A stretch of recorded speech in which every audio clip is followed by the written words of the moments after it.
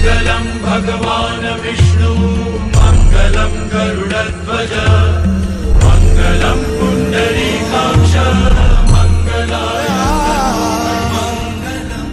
तैयारी किसकी है? तैयारी है दोस्तों 7 फेरों की। किसकी? 7 फेरों की।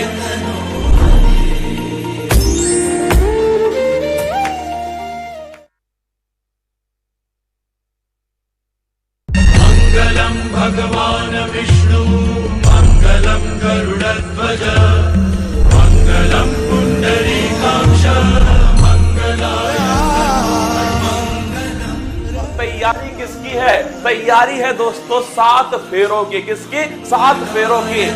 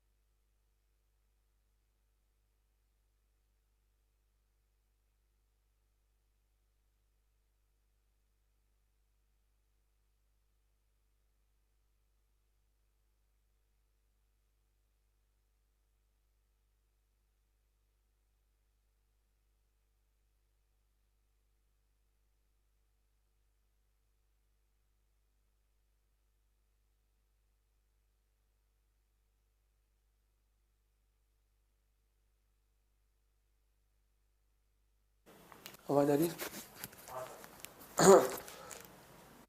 नमस्कार, गुड इवनिंग मेरे शेर सेंड उत्कर्ष परिवार में आप सभी का हार्दिक स्वागत है। 7 फेरों की श्रृंखला के तीसरे एपिसोड में आप सभी का दिल खोलकर स्वागत है। तू हंस, तू मुस्कुरा, तू रोना कम कर दे, तू जिंदा है और इस जिंदगी की नाक में दम कर दे। आइए दोस्तों, जगाओ अपने अंदर जुनून, पागलपन, हौसले को। अब की बार पिता की फिक्र को फक्र में बदलना है। जितना दम हो लगा दो अपना दम दोस्तों। हार मत मानना। क्या हार मत मानना? अगर तुमने हार मान ली तो तुम्हें कोई जिता नहीं पाएगा, और अगर तुमने ठान लिया तो महादेव की सौगंध तुम्हें हारने दूंगा नहीं। तो आइए दोस्तों, स्वागत है। और ना संघर्ष ना तकलीफ है, खाक मजा है जीने में। बड़े बड़े तूफान थम जाते हैं जब आग लगी हो सीने में। अपने अंदर उस हौसले को जगा लो।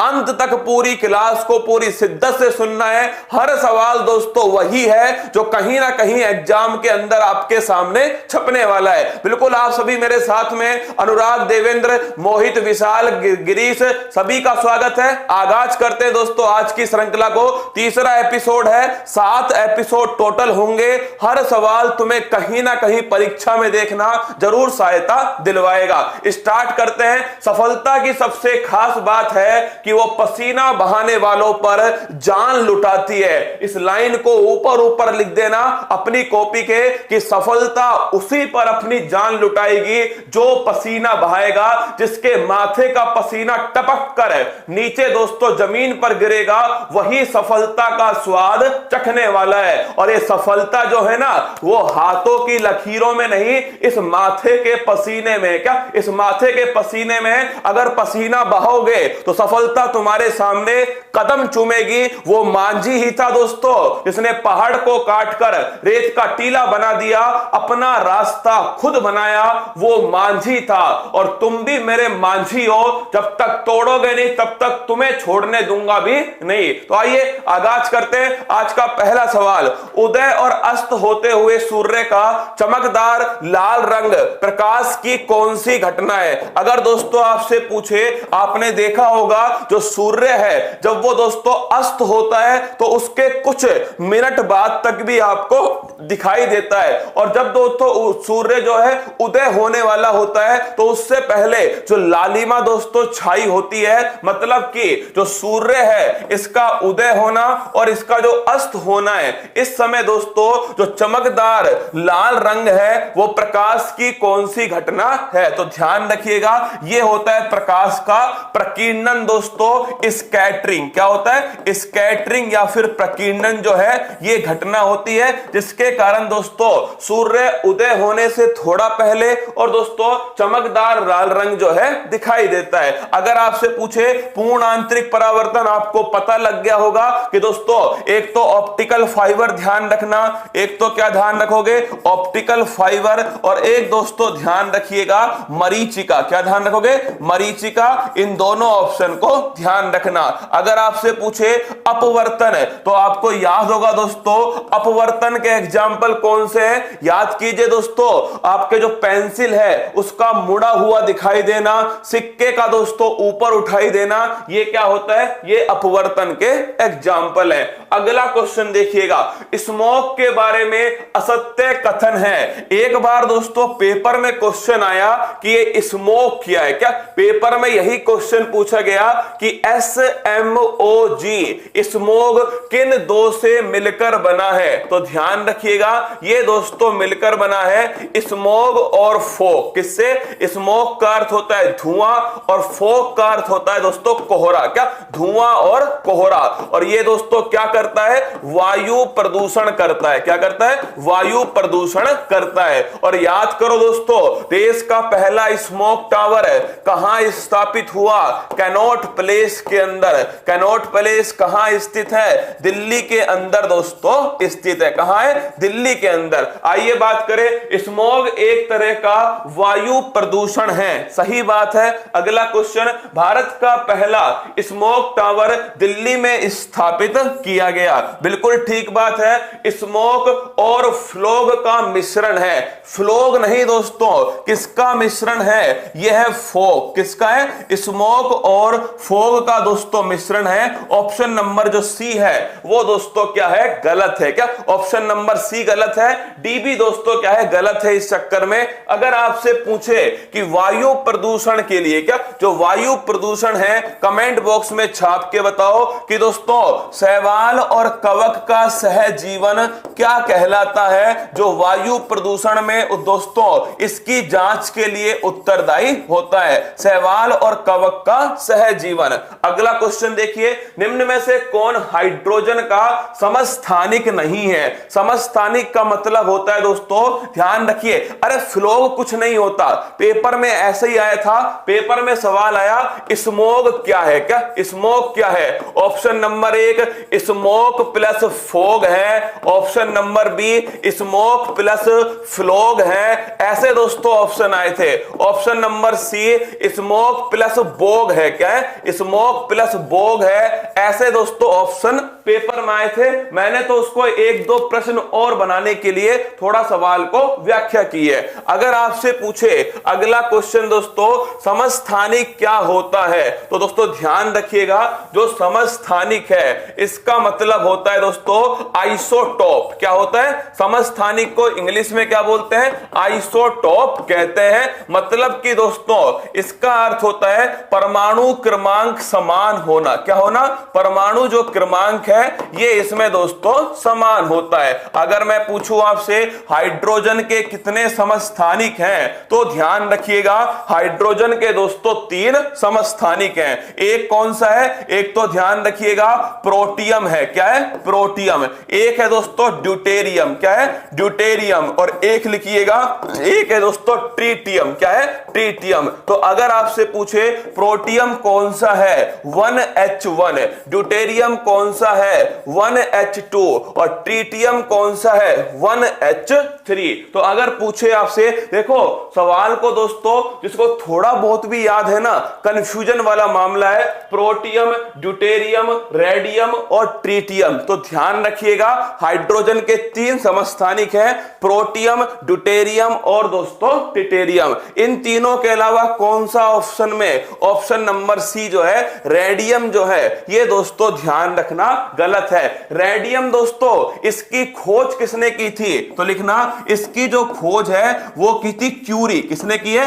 क्यूरी जो है दोस्तों इसने इसकी खोज की है। तो आंसर हो गया ऑप्शन नंबर सी, रेडियम। अगला क्वेश्चन देखिएगा, किस कोशिकांग को कोशिका का परिवहन अंग कहा जाता है? दोस्तों पहली बात तो कोशिका जो है इसका जो अध्ययन है क्या कहलाता है, तो ध्यान रखिएगा साइटोलॉजी। क्या साइटोलॉजी जो है ये कोशिका का दोस्तों अध्ययन कहलाता है। कोशिका सिद्धांत किसके द्वारा दिया गया? स्लाइडर और श्वान। किसके द्वारा? स्लाइडर और श्वान के द्वारा कोशिका सिद्धांत जो है ये दोस्तों दिया गया। अगला क्वेश्चन आपसे पूछे कोशिका दोस्तों अगर पूछे माइटोकॉन्ड्रिया का काम क्या है, तो पावर हाउस। आप सभी जानते हैं ये क्या है दोस्तों? पावर हाउस है। राइबोसोम ये लिखना दोस्तों कोशिका की फैक्ट्री। क्या कोशिका की फैक्ट्री भी कहते हैं इसको।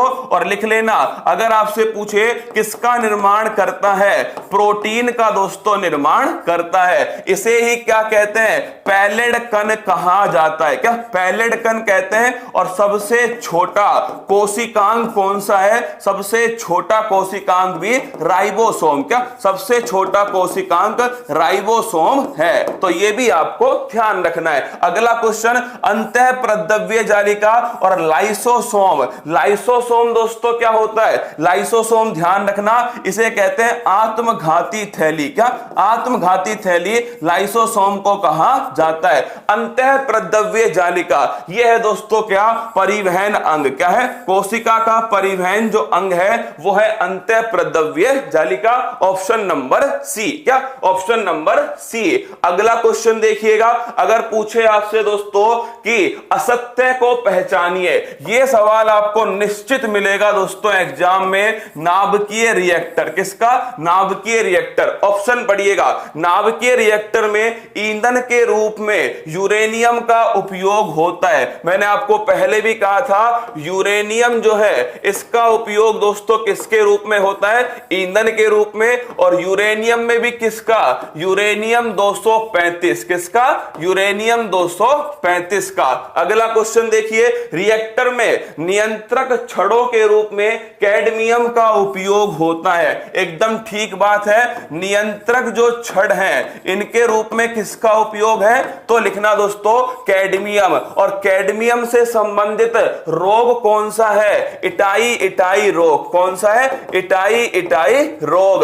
अगला क्वेश्चन देखिएगा, अगर पूछे रिएक्टर में मंदक के रूप में किसका प्रयोग होता है, तो लिखना मंदक के रूप में दोस्तों ग्रेफाइट और भारी जल का उपयोग होता है। किसका? ग्रेफाइट और भारी जल, इन दोनों का उपयोग मंदक के रूप में। नियंत्रक छड़ के रूप में दोस्तों कैडमियम का उपयोग। ईंधन के रूप में किसका है? यूरेनियम का उपयोग है। अगला क्वेश्चन, सूर्य में नाभिकीय विखंडन की प्रक्रिया होती है। यह दोस्तों गलत ऑप्शन है। सूर्य में किसकी प्रक्रिया होती है? नाभिकीय संलयन। किसकी? नाभिकीय संलयन। इसकी दोस्तों क्रिया कहां है? सूर्य के अंदर होती है। और नाभिकीय जो विखंडन है यह दोस्तों कहां होता है? परमाणु बम के अंदर होता है। क्या परमाणु जो बम है यहां दोस्तों कौन सी क्रिया है? नाभिकीय विखंडन की क्रिया। और अगर आपसे पूछ ले कि हाल ही में कौन से देश ने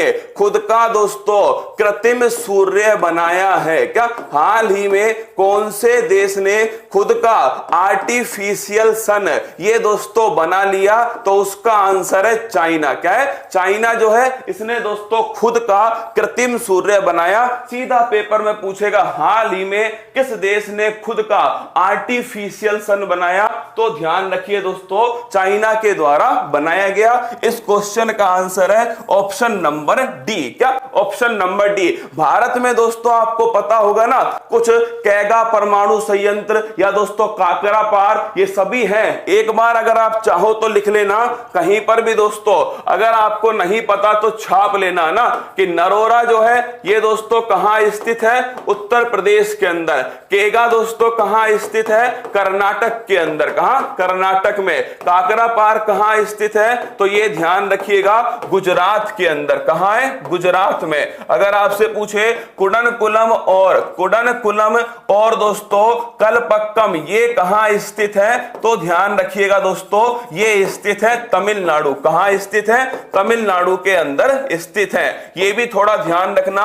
नरोरा उत्तर प्रदेश, केगा कर्नाटक, काकरापार गुजरात, कुडनकुलम कलपक्कम दोस्तों तमिलनाडु और तारापुर ये लिखना महाराष्ट्र। कहा? तारापुर छापिएगा, ये दोस्तों महाराष्ट्र। रावत भाटा ये लिखना दोस्तों राजस्थान। कहा? राजस्थान। अगला क्वेश्चन देखिए, अगर आपसे पूछ ले असत्य को पहचानिए, रक्त समूह की खोज कोरलैंड स्टीनर ने की थी। सर्वदाता O प्लस रक्त समूह है, सर्वग्राही AB प्लस रक्त समूह है, RH फैक्टर की खोज वीनर ने की। ये जो सवाल है ना, ये दोस्तों कंफ्यूजन है। क्या है? ये सवाल गलत होता है कंफ्यूजन के अंदर। ब्लड सबसे महत्वपूर्ण टॉपिक है। क्या? साइंस का सबसे महत्वपूर्ण टॉपिक है दोस्तों ब्लड। पहली बात तो ब्लड होता क्या है? तो ब्लड ध्यान रखना लिक्विड कनेक्टिव टिश्यू है दोस्तों, तरल संयोजी उत्तक। सीधा सवाल पूछता है ब्लड क्या है, तो लिख लेना तरल संयोजी उत्तक। क्या है? तरल संयोजी उत्तक, लिक्विड कनेक्टिव टिश्यू, यह है दोस्तों ब्लड। क्या है? ब्लड। ब्लड का पीएच मान कितना होता है? कमेंट बॉक्स में छाप के बताओ कि ब्लड का जो पीएच मान है वो दोस्तों कितना होता है। अगला क्वेश्चन, ब्लड का जो तरल रंगहीन दोस्तों, तरल रंगहीन जो द्रव पदार्थ है वो क्या कहलाता है? प्लाज्मा। क्या कहलाता है? प्लाज्मा दोस्तों कहलाता है। और ये कितना परसेंट होता है?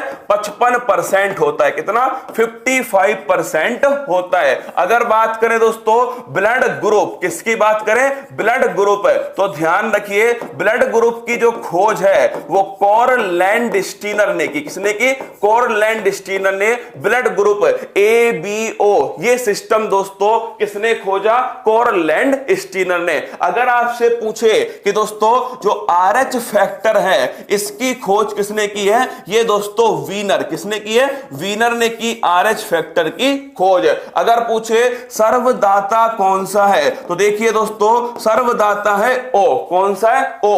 और सर्वग्राही कौन सा है? मतलब जो सभी से ब्लड ले सकता है वो है दोस्तों AB, और जो सभी को दे सकता है वो है O। लेकिन पेपर में दोस्तों आजकल नेगेटिव पॉजिटिव पूछने लग गए। दो ऑप्शन आते हैं O पॉजिटिव O नेगेटिव, तो समस्या होती है। तो ध्यान रखिएगा सर्वदाता होता है O नेगेटिव। क्या होता है? O नेगेटिव जो है ये दोस्तों सर्वदाता होता है, और जो AB पॉजिटिव है ये ध्यान रखिएगा ये दोस्तों सर्वग्राही होगा।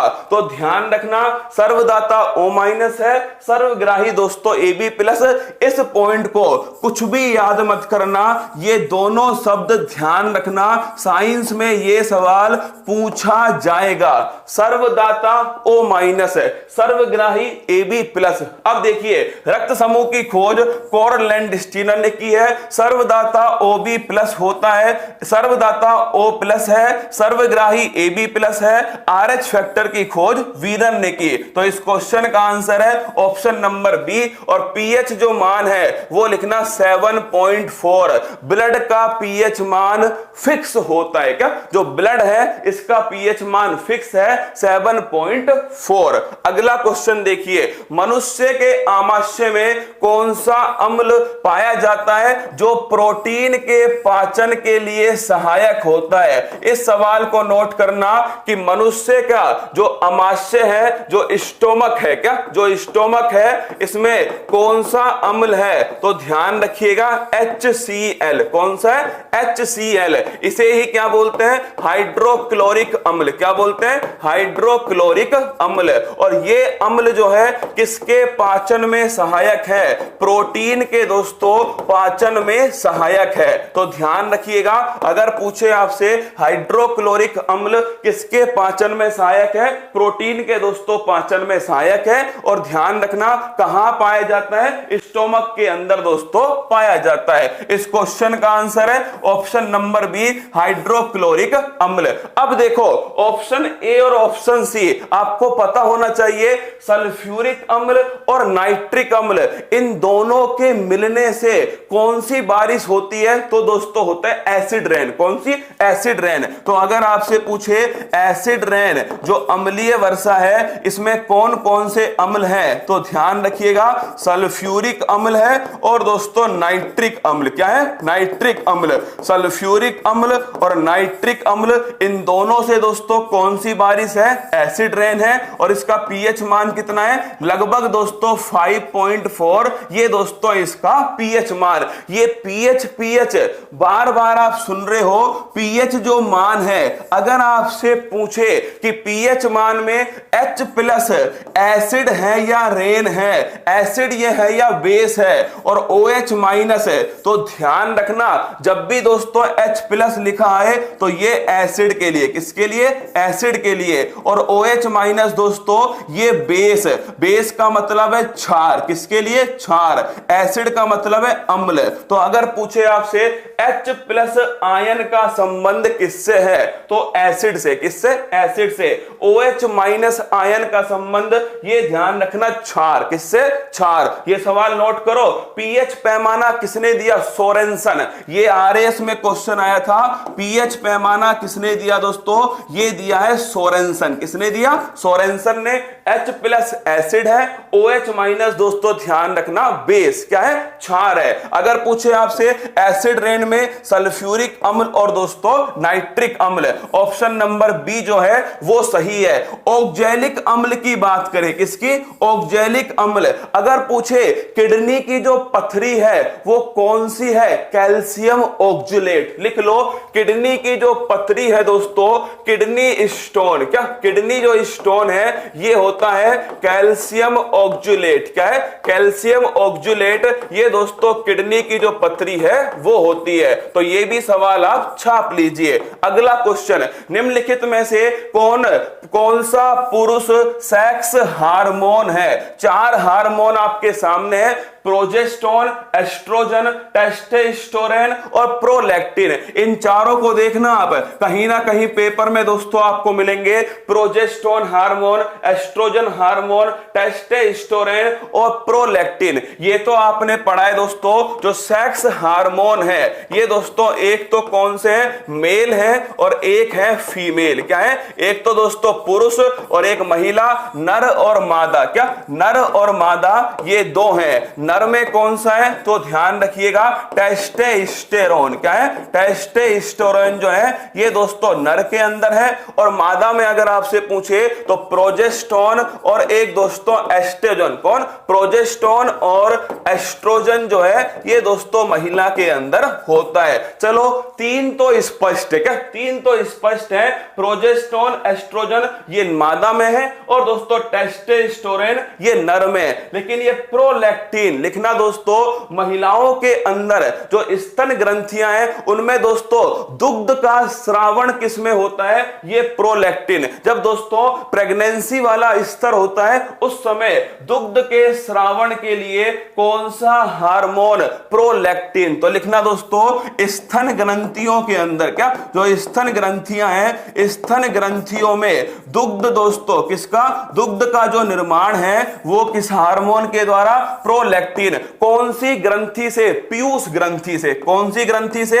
पीयूष ग्रंथि से दोस्तों इस हार्मोन का स्रावण होता है। तो ध्यान रखिएगा ये भी किससे संबंधित है? मादा से ही दोस्तों संबंधित है, फीमेल से संबंधित है। तो इस क्वेश्चन का आंसर है टेस्टोस्टेरोन। क्या? टेस्टोस्टेरोन इसका सही आंसर है। एक दोस्तों आपने सुना होगा स्टेरॉइड। क्या? स्टेरॉइड। अभी थोड़ी देर में बातचीत करेंगे दोस्तों किसके ऊपर? स्टेरॉइड के ऊपर। अगला क्वेश्चन, भू स्थिर कक्षा पृथ्वी की सतह से लगभग कितनी ऊंचाई पर स्थित होती है? तो अगर आपसे पूछे कि भाई, अगर पूछे आपसे गहराई में किसी चीज को मापना है, क्या गहराई में किसी चीज को मापना है, तो ध्यान रखिएगा फेदोमीटर। क्या होता है? फेदोमीटर जो है ये दोस्तों गहराई के अंदर किसी चीज को मापने के लिए उपयोग होता है। आपने सुना होगा कि एक कक्षा है दोस्तों जियो स्टेशनरी ऑर्बिट। कौन सी है? जियो स्टेशनरी ऑर्बिट, भू स्थिर कक्षा। क्या नाम है? भू स्थिर कक्षा या दोस्तों जियो स्टेशनरी ऑर्बिट। आपने सुना होगा कि ये जो है वो पृथ्वी से लगभग दोस्तों, पृथ्वी से लगभग कितनी ऊंचाई पर स्थित है? 36,000 किलोमीटर ऊंचाई पर स्थित है। कौन सी कक्षा? भू स्थिर कक्षा।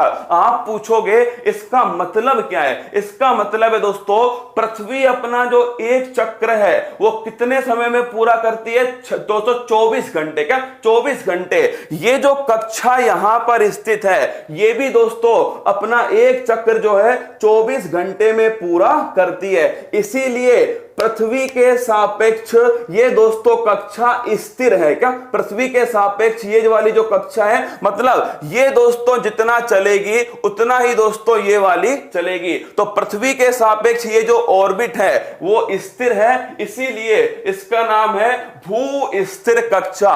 पृथ्वी के सापेक्ष स्थिर रहने वाली ऑर्बिट वो कहलाती है जीएसओ, जियो स्टेशनरी ऑर्बिट। कितनी ऊंचाई पर स्थित है? 36,000 किलोमीटर ऊंचाई पर। लिख देता हूं दोस्तों पृथ्वी के सापेक्ष। क्या? पृथ्वी के सापेक्ष स्थिर है, मतलब कहने की बात यह है कि यह भी दोस्तों अपना एक जो चक्र है कितने घंटे में पूरा करती है? 24 घंटे में पूरा करती है। आप पूछोगे इसका उपयोग क्या है? भारत ने कोई सैटेलाइट भारत में दोस्तों भेजा है किसके लिए? कम्युनिकेशन के लिए। अब तुम मुझे सोच के बताओ, ये वाला दोस्तों तेज चलने लगे तो भारत का जो कम्युनिकेशन सैटेलाइट है वो अपने सिग्नल किसी और देश में देना स्टार्ट करेगा। इसीलिए कम्युनिकेशन सैटेलाइट जो है वो दोस्तों इसी कक्षा के अंदर स्थापित किए जाते हैं। क्या? कम्युनिकेशन जो सैटेलाइट है, जो दोस्तों संचार संबंधित उपग्रह हैं, वो इसी कक्षा के अंदर स्थापित किए जाते हैं। ऑप्शन नंबर सी 36,000 किलोमीटर ये दोस्तों इसकी ऊंचाई है। पैलिएंटोलॉजी में किसका अध्ययन होता है? तो नोट करना, पक्षियों का अध्ययन होता है? नहीं होता दोस्तों। पक्षियों का तो अध्ययन किसमें होता है? ऑर्निथोलॉजी। किसमें होता है? ऑर्निथोलॉजी में पक्षियों का अध्ययन होता है। अगला क्वेश्चन, जीवाश्म का अध्ययन होता है? तो ध्यान रखिएगा जीवाश्म जो है फॉसिल। क्या? फॉसिल दोस्तों इनका जो अध्ययन है तो ये ध्यान रखना पैलिएंटोलॉजी में होता है। किसमें? पैलिएंटोलॉजी है। पैलिएंटोलॉजी है, पैलिएंटोलॉजी के अंदर इसका होता है। अगला क्वेश्चन आपसे पूछे, फलों का अध्ययन पोमोलॉजी किसमें होता है? पोमोलॉजी में ध्यान रखिएगा फलों का अध्ययन होता है। अभिलेखों का ये ध्यान रखना एपीकल्चर। क्या? एपीकल्चर जो दोस्तों एपीकल्चर नहीं, अगर पूछे आपसे अभिलेखों का अध्ययन क्या कहलाता है, कमेंट बॉक्स में छाप के बताओ। और मैं यहां पर लिख देता हूं, एक तो दोस्तों जीवाश्म का जो आपसे पूछे उम्र किससे निकाली जाती है तो लिखना कार्बन 14। किससे? कार्बन 14। और दोस्तों अगर पूछे आपसे चट्टानों की जो उम्र है वो किससे निकालते हैं? यूरेनियम। किससे? यूरेनियम। तो पूछे अगर दोस्तों कार्बन का उपयोग तो कार्बन 14 का उपयोग जीवाश्म में, और दोस्तों यूरेनियम का ध्यान रखिएगा वो होता है चट्टानों के अंदर का। चट्टानों के अंदर होता है एपिग्राफी जो है। क्या? एपिग्राफी जो है ये दोस्तों ध्यान रखिए अभिलेखों का जो अध्ययन है ये कहलाता है एपिग्राफी। फिर सुनना, पक्षियों का तो जानते हो आप, अगर पूछे जीवाश्म का पैलिएंटोलॉजी दोस्तों, फलों का ध्यान रखना पोमोलॉजी, और अभिलेखों का ध्यान रखना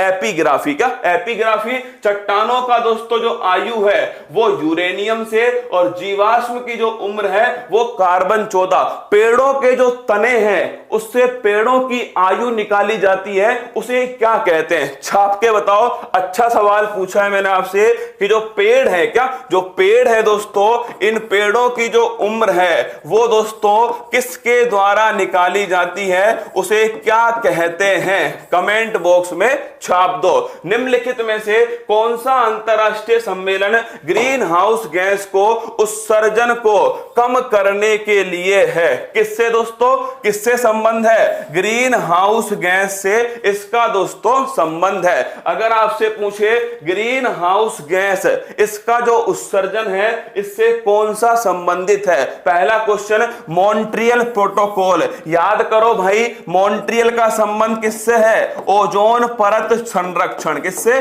ओजोन परत संरक्षण। 16 सितंबर 1987 दोस्तों ध्यान रखिएगा। और ओजोन दिवस कब बनाते हैं? 16 सितंबर को बनाते हैं। अगला क्वेश्चन क्योटो प्रोटोकॉल, इसका संबंध किससे है? Green house gas. किससे? ग्रीन हाउस गैस से। और कब हुआ था? 1997 में होता है। अगला क्वेश्चन है कार्टेजेना प्रोटोकॉल, ये शायद आपने पहली बार सुना होगा।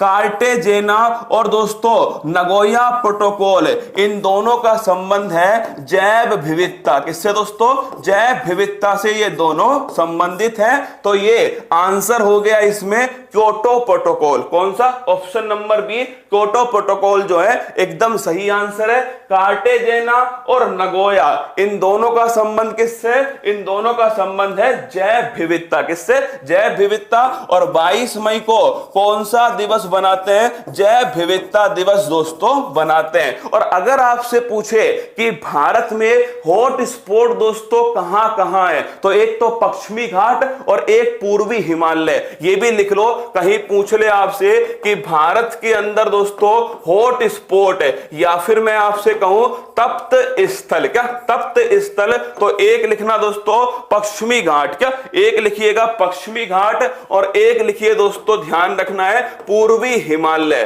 तो पश्चिमी घाट और पूर्वी हिमालय ये दोनों की दोनों पॉइंट छापिएगा। ये भारत के अंदर दोस्तों क्या है? हॉट स्पॉट है, जहां पर बड़ी मात्रा में दोस्तों जैव विविधता पाई जाती है। इस क्वेश्चन का आंसर है ऑप्शन नंबर बी। अगला क्वेश्चन देखिए खाद्य पदार्थों के संरक्षण के लिए किसका प्रयोग किया जाता है? नोट करना दोस्तों, अगर आपसे पूछे खाद्य पदार्थों के संरक्षण के लिए किसका प्रयोग करते हैं, इसे एक शब्द में कहूं तो फूड प्रिजर्वेशन। क्या दोस्तों? फूड प्रिजर्वेशन जो है इसके लिए किसका उपयोग होता है? तो लिखना दोस्तों सोडियम बेंजोएट। किसका उपयोग होता है? सोडियम बेंजोएट का उपयोग होता है। मतलब किस अम्ल का? बेंजोइक अम्ल। किसका? बेंजोइक जो अम्ल है इसका दोस्तों उपयोग करते हैं किसके अंदर? फूड प्रिजर्वेशन या दोस्तों खाद्य पदार्थों के संरक्षण में। एसिटिक अम्ल किसमें होता है? सिरका। किसमें दोस्तों? सिरका जो है कहलाता है एसिटिक अम्ल। अगर पूछे मैलिक अम्ल, ये लिखना दोस्तों एप्पल। किसमें? एप्पल में। लैक्टिक अम्ल, ये दोस्तों मिल्क। किसके अंदर? दुग्ध के अंदर। और पूछे बेंजोइक अम्ल, ये ध्यान रखिएगा, ये दोस्तों ध्यान रखना फूड प्रिजर्वेशन के अंदर सोडियम बेंजोएट। पेपर में दोस्तों ये वाला सवाल जो है पूछा गया था। क्या? सोडियम बेंजोएट पेपर में ये क्वेश्चन आया था खाद्य पदार्थों के संरक्षण में किसका उपयोग होता है? सोडियम बेंजोएट का उपयोग होता है। मैंने थोड़ा दोस्तों घुमा के पूछा है, बेंजोइक जो अम्ल है वृक्ष की बले का तो उपयोग करते हैं, जो दोस्तों तना होता है। क्या? जो ये तना होता है इसमें जो ये रिंग होती है इनका तो उपयोग करते हैं। उस पूरी प्रोसेस को क्या कहा जाता है? एक बार रोकिए, कमेंट रोकिए, एक बार ऊपर चलो, ऊपर चलो। ये लाल पीला मुंह जो है ना, रोको भाई टीम, हाँ रोको, नीचे लाल और नीचे, हाँ ये एकदम सही आंसर है गौरव गुप्ता जी, डेंड्रोक्रोनोलॉजी। पर ये लाल पीला मुंह क्यों बनाया था इसमें ना? मुझे लगा कि आप गुस्सा हो गए। लिख लो, लिखो दोस्तों डेंड्रोक्रोनोलॉजी। क्या? डेंड्रोक्रोनोलॉजी जो है ये जो वृक्ष है, क्या दोस्तों जो पेड़ होते हैं, इन पेड़ों की जो आयु है इसका पता लगाने के लिए तने में जो दोस्तों रिंग होती है, जो वलय होती है, इनका उपयोग किया जाता है। इसको कहते हैं डेंड्रोक्रोनोलॉजी। क्या बोलते हैं? डेंड्रोक्रोनोलॉजी। ऑप्शन नंबर डी जो है एकदम करेक्ट आंसर है। अगला क्वेश्चन, निम्न में से किसका संबंध 42वें संविधान संशोधन से नहीं है? ऑप्शन नंबर 1 लिख लेना, छपेगा। क्या? इन चारों ऑप्शन में से कोई ना कोई आपके पेपर में छपने वाला है। ऑप्शन नंबर ए देखिए, प्रस्तावना में पहली बार संशोधन है। प्रस्तावना में पहली बार क्या? अभी तक एक बार बार ही हुआ है क्या? अब तक दोस्तों पहली बार लिख लो या एक बार लिख लो, जो संशोधन हुआ था ये 42वां संविधान संशोधन था।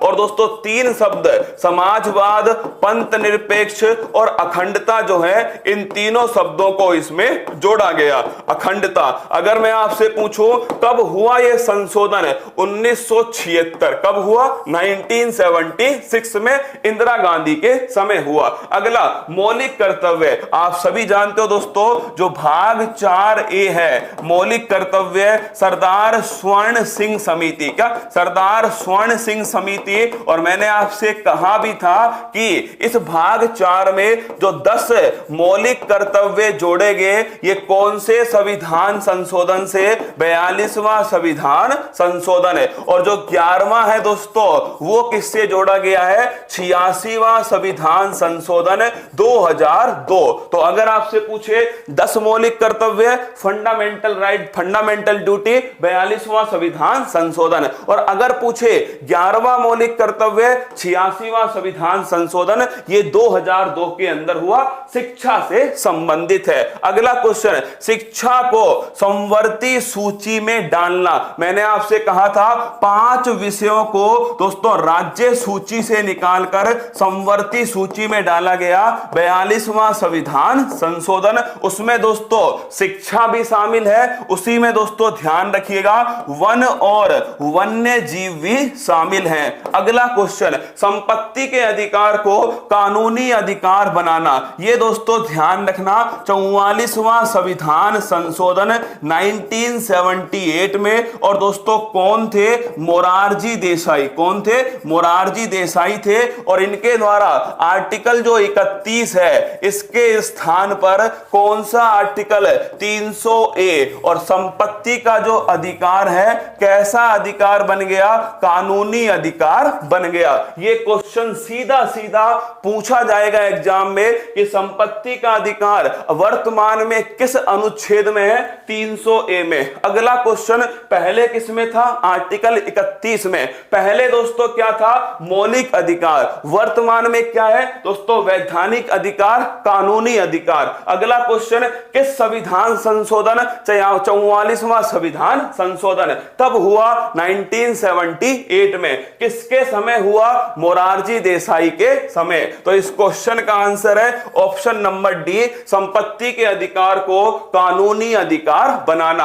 असत्य को पहचानिए, बड़ा प्यारा सवाल है। देखिए, गलत को पहचानना है। इंसुलिन एक एंजाइम है, हड्डी और मांसपेशियों को जोड़ने का काम टेंडन करता है। अगला, हड्डी और हड्डियों को जोड़ने का काम लिगामेंट करता है। हीमोफीलिया एक अनुवांशिक रोग है। चारों स्टेटमेंट मोस्ट इंपोर्टेंट, क्या चारों स्टेटमेंट मोस्ट इंपोर्टेंट है। आप सवाल पढ़ लीजिए और आंसर दीजिए। क्या आंसर दीजिएगा? इन चारों में से क्या दोस्तों आपका आंसर होना चाहिए? क्या इन चारों में से क्या आपका आंसर होना चाहिए? सवाल को पढ़ के फटाफट गोली की तरह दोस्तों आंसर छापिए। आपसे पूछ ले भाई इन चारों में से कौन सा गलत है, तो आपको बताना है कमेंट बॉक्स के अंदर कि इन चारों में से कौन सा गलत है। आइए देखिए, देखो हड्डी और मांसपेशी, हड्डी और हड्डी, ये सबसे ज्यादा कंफ्यूजन है कि भाई हड्डी और मांसपेशी को कौन जोड़ेगा और दोस्तों बोन को बोन से कौन जोड़ेगा। ये हड्डी है दोस्तों और ये भी हड्डी है। इन दोनों को आपस में जोड़ने के लिए किसका प्रयोग करते हैं? लिगामेंट। किसका करते हैं? लिगामेंट का प्रयोग करते हैं। इसीलिए दोस्तों जब आप चलते हैं और आपका पैर दोस्तों मुड़ जाता है तो कहते हैं लिगामेंट में स्ट्रेन हो गया। क्या लिगामेंट में खिंचाव हो गया। अगर दोस्तों पूछे हड्डी और मांसपेशियां, इन्हें जोड़ने के लिए किसका उपयोग करते हैं? टेंडन। किसका करते हैं? टेंडन का दोस्तों उपयोग करते हैं। दोनों ध्यान रखना, लिगामेंट और टेंडन क्या हैं? तो ध्यान रखना उत्तक हैं, टिश्यू हैं। क्या है? उत्तक हैं। टेंडन का उपयोग मांसपेशी और हड्डी को जोड़ने में और बोन का उपयोग दोस्तों लिगामेंट को जोड़ने में।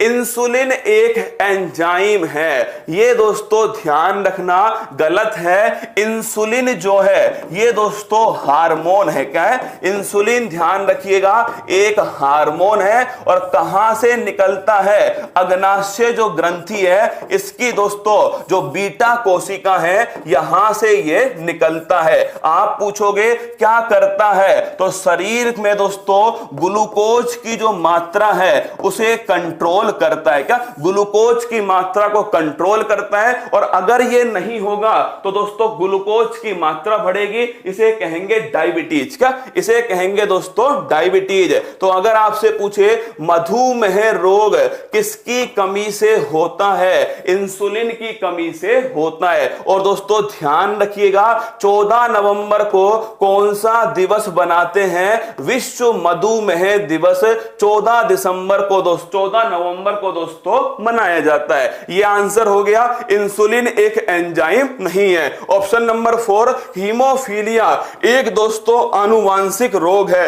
हीमोफीलिया और वर्णांधता ये दोनों ध्यान रखना। कौन कौन से ध्यान रखोगे, एक तो दोस्तों ध्यान रखना हीमोफीलिया, क्या हीमोफीलिया, और एक दोस्तों ध्यान रखिएगा वर्णांधता। क्या वर्णांधता, कलर ब्लाइंडनेस। चलो मैं आगे लिख देता हूं। अगर आपसे पूछे हीमोफीलिया, क्या हीमोफीलिया, और एक दोस्तों ध्यान रखिएगा कलर ब्लाइंडनेस। क्या कलर ब्लाइंडनेस, या दोस्तों इसे कहते हैं हम वर्णांधता। क्या वर्णांधता, देखिए पहला ये दोनों की दोनों कैसे रोग हैं, हेरिटेज आनुवांशिक हैं, एक पीढ़ी से दूसरी पीढ़ी में जाने वाले दोस्तों रोग हैं। दोनों का ही वाहक कौन है, तो दोनों का दोस्तों ध्यान रखिएगा, दोनों का जो वाहक है वो है दोस्तों स्त्री। कौन है, स्त्री जो है, ये ध्यान रखिएगा फीमेल जो है दोस्तों ये दोनों की क्या है, वाहक है। हीमोफीलिया को शाही रोग, क्या हीमोफीलिया जो है इसे रॉयल डिजीज या शाही रोग कहा जाता है, क्योंकि सबसे पहले दोस्तों ये ब्रिटेन की जो महारानी थी इन्हें हुआ था, इसीलिए इसे क्या कहा गया, शाही रोग दोस्तों कहा गया। तो हीमोफीलिया, हीमोफीलिया में क्या होता है, रक्त का थक्का नहीं जमता। क्या जो ब्लड क्लोटिंग है ये नहीं जमता है दोस्तों, रक्त का थक्का नहीं जमता, या मैं कहूं इससे ब्लड क्लोटिंग नहीं होती है। क्या एक बार दोस्तों कोई चोट लग गई तो रक्त जो है वो लगातार दोस्तों बहता है, किसके अंदर, हीमोफीलिया के अंदर। और अगर आपसे पूछे वर्णांधता, कलर ब्लाइंडनेस, इसमें दोस्तों ध्यान रखना 3 कलर आपने सुने हैं, रेड, ग्रीन और ब्लू। क्या रेड, ग्रीन और ब्लू दोस्तों इनमें अंतर नहीं कर पाते, किसके अंदर, कलर ब्लाइंडनेस के अंदर। और इन तीनों रंगों को अगर मिला दे तो कौन सा रंग बनता है, तो ध्यान रखना व्हाइट। क्या बनता है, व्हाइट। इन तीनों को कहते हैं प्राथमिक रंग। क्या बोलते हैं, प्राथमिक रंग इन तीनों को कहा जाता है। तो बड़ा अच्छा क्वेश्चन है, ध्यान रखिएगा। ऑप्शन देखिए, इसका आंसर है ऑप्शन नंबर 1, इंसुलिन एक दोस्तों हार्मोन है। अगला क्वेश्चन देखना, लीवर में कौन से विटामिन पाए जाता है। क्या लीवर में कौन सा विटामिन जो है दोस्तों पाया जाता है, आपको बताना है। विटामिन ए मिलता है, विटामिन B12 मिलता है, विटामिन सी मिलता है, विटामिन डी। मैं इतने इनका जो दोस्तों वैज्ञानिक नाम है वो आपके सामने लिख रहा हूं, केमिकल नेम। विटामिन ए का दोस्तों क्या नाम हो गया, रेटिनॉल। आप बताओ कमेंट बॉक्स में। विटामिन B12 दोस्तों साइनोकोबोलिन। क्या साइनोकोबोलिन विटामिन दोस्तों B12। अगर पूछे आपसे विटामिन सी एस्कॉर्बिक अम्ल। क्या एस्कॉर्बिक अम्ल विटामिन सी। और अगर पूछे विटामिन डी, ये है दोस्तों ध्यान रखना विटामिन डी है कैल्सीफेरोल। क्या कैल्सीफेरोल। अब देखिए पहला क्वेश्चन है, कौन सा विटामिन लीवर के अंदर पाया जाता है, तो आप सभी जानते हो विटामिन ए जो है इसका संश्लेषण कहां होता है, लीवर के अंदर होता है। और दोस्तों विटामिन B12 ये ध्यान रखना कौन सी धातु, कोबाल्ट धातु। कौन सी दोस्तों, कोबाल्ट धातु किस विटामिन में, तो विटामिन B12 के अंदर। अगर आपसे पूछे दोस्तों खट्टे पदार्थों में कौन सा है, तो विटामिन जो सी है ये ध्यान रखिएगा खट्टे पदार्थों में होता है। अगर पूछे गोल्डन राइस में कौन सा विटामिन होता है, तो सुनहरे चावल के अंदर विटामिन ए दोस्तों होता है। अगर पूछे आपसे रिकेट्स रोग किसकी कमी से होता है, तो ध्यान रखिएगा विटामिन डी की कमी से होता है। और इसका संबंध किस किससे है? सूर्य की दोस्तों सुबह का जो प्रकाश है उससे संबंधित है विटामिन डी। क्वेश्चन का आंसर है ऑप्शन नंबर 1 विटामिन ए। चलो सवाल बताओ, अगर आपसे पूछ ले कि दोस्तों जो यूरिन है इसका निर्माण कहां होता है, कमेंट बॉक्स में छाप के बताइए। असत्य को पहचानिए। पारा और ब्रोमीन कमरे के तापमान पर द्रव अवस्था में पाए जाते हैं। ऑप्शन 1 लिथियम सबसे भारी धातु है। ऑप्शन बी सोडियम को चाकू से काटा जा सकता है। ऑप्शन सी हाइड्रोजन की खोज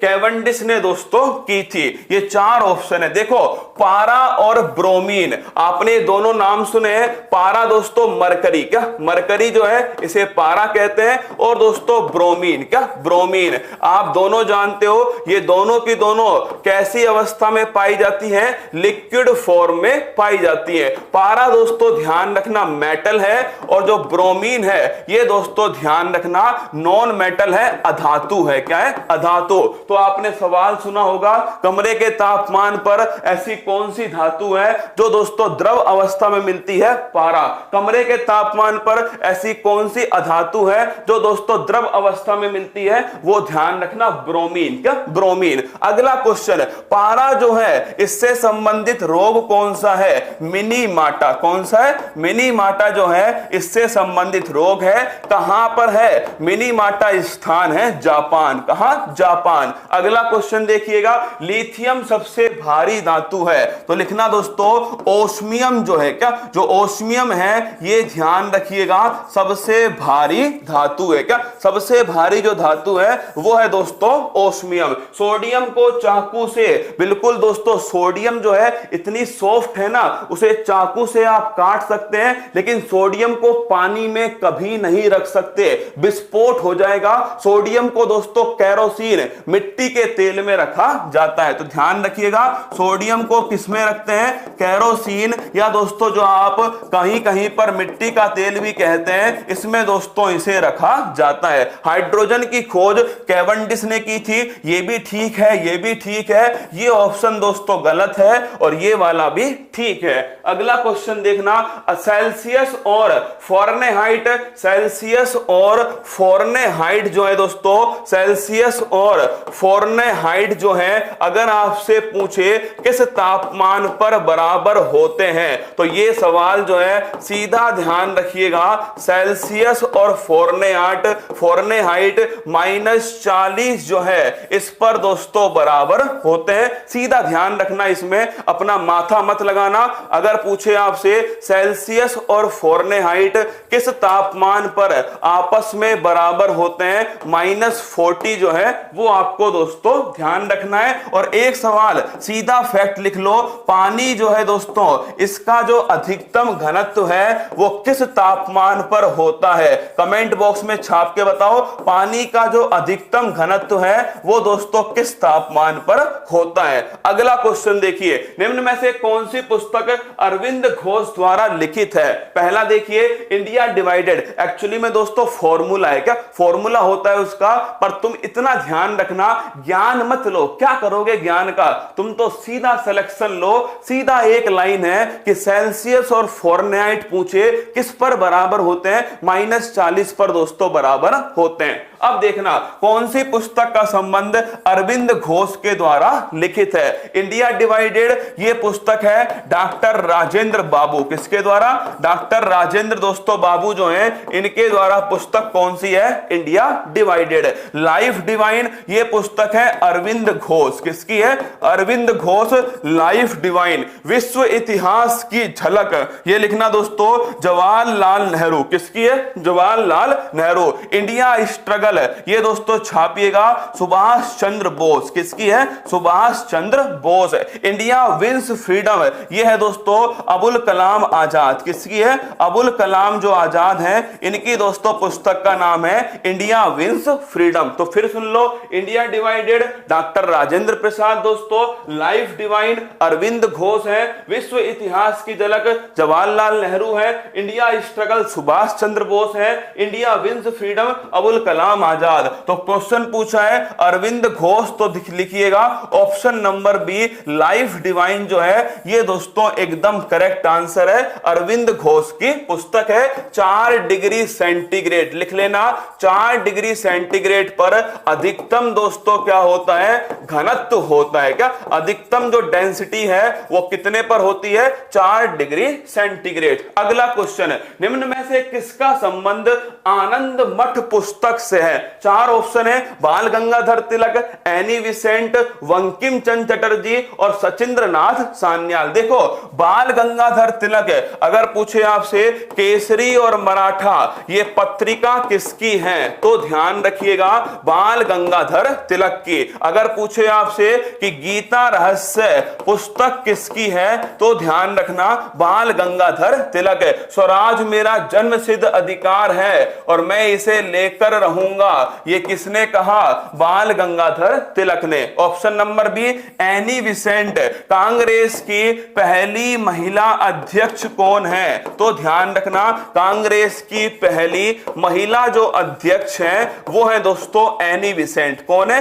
एनी विसेंट। अगर आपसे पूछे कॉमनवेल्थ पत्रिका किसकी पत्रिका है तो ध्यान रखना एनी विसेंट की। कहां की रहने वाली है, आयरलैंड की दोस्तों रहने वाली है। अगला क्वेश्चन है बंकिम चंद्र चटर्जी, ये तो आपको पता है दोस्तों, इसी में तो क्या है वंदे मातरम जो हमारा राष्ट्रीय गीत है वो किसके अंदर है, आनंद मठ पुस्तक के अंदर है। ऑप्शन नंबर सी जो है करेक्ट है। सचिंद्रनाथ सान्याल इनकी पुस्तक का नाम है बंदी जीवन। क्या है, बंदी जीवन, ये दोस्तों इनकी फेमस पुस्तक है। तो क्वेश्चन का आंसर है ऑप्शन नंबर सी बंकिम चंद्र चटर्जी। अगला क्वेश्चन देखिएगा खजुराहो के संबंध में गलत कौन सा कथन है। ऑप्शन नंबर 1 इनका निर्माण, पहले मैं आपको बता दूं दोस्तों फिर चेक करना। पहला ऑप्शन देखना खजुराहो का जो मंदिर है कहां स्थित है, मध्य प्रदेश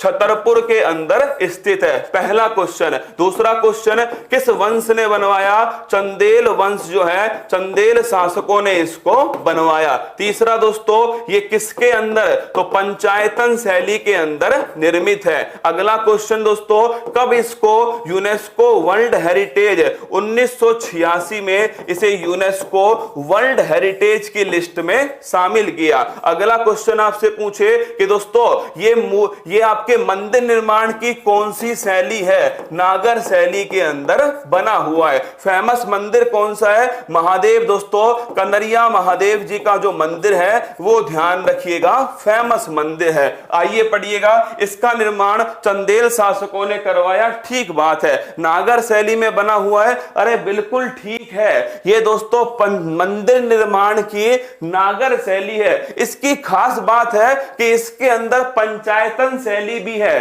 पंचायतन का मतलब दोस्तों क्या है, एक मंदिर है और फिर दोस्तों आसपास जो है 5 मंदिर हैं, ये पंचायतन शैली है। तो दोस्तों नागर शैली तो है ही, इसके अंदर कौन सी शैली है, पंचायतन। ये भी दोस्तों ठीक बात है। मध्य प्रदेश छतरपुर में स्थित है, ये भी करेक्ट है। इन्हें यूनेस्को की विश्व धरोहर सूची में 1983 में तो किसको शामिल किया गया था, ताजमहल। किसको, ताजमहल जो है ना ये, अरे मुझे हटाओ मत स्क्रीन से एक भी बार। 1983 में दोस्तों किसे शामिल किया गया, ताजमहल जो है इसे शामिल किया गया 1983 में। ऑप्शन नंबर जो डी है वो इसका सही आंसर है। मुझे एक बार भी मत हटाओ पैनल से। निम्न में से किसका संबंध चित्रकला से है। अब देखिए ये सवाल छपने वाला है। क्या ये सवाल दोस्तों छपने वाला है। इसमें एक ऑप्शन और लिख लो, राजा दोस्तों अगर आपसे पूछे राजा राम जो है, एक ऑप्शन इसमें और छाप लो और लिख लो छपने वाला प्रश्न। देखिए चित्रकला से किसका संबंध है। ऑप्शन नंबर 1 पंडित बिरजू महाराज का है। ऑप्शन नंबर 2 जैमिनी रॉय का है। ऑप्शन नंबर सी दोस्तों राम सुतार का है। ऑप्शन नंबर 4 क्या, ऑप्शन नंबर 4 लिखना सुदर्शन पटनायक। देखिए अगर पूछे चित्रकला पेंटिंग से किसका संबंध है, किससे, पेंटिंग से, तो दोस्तों ध्यान रखना कुमार गौरव भी इसमें ऑप्शन होना चाहिए। क्या कुमार गौरव भी होना चाहिए दोस्तों पेंटिंग में। याद करो वो खतरनाक पेंटिंग दोस्तों हमने ही तो बनाई थी। अरे तुम भूल गए रसगुल्ला, याद करो रे, वो खतरनाक जो पेंटिंग थी वो दोस्तों हमने बनाई थी। चलो देखते हैं, बिरजू महाराज जी, इनका संबंध है कथक डांस, मतलब दोस्तों कथक जो क्लासिकल डांस है इनसे संबंधित कौन है? पंडित बिरजू महाराज। जैमिनी रॉय ऑयल पेंटर, क्या दोस्तों ऑयल पेंटर कौन है? ये ध्यान रखिएगा, जैमिनी रॉय बड़े फेमस थे, बड़े फेमस तेल चित्र निर्माता कौन थे दोस्तों? जैमिनी रॉय थे। अगला राम सुतार, ये लिखना दोस्तों क्या थे? इनका संबंध है वास्तुकला, किससे?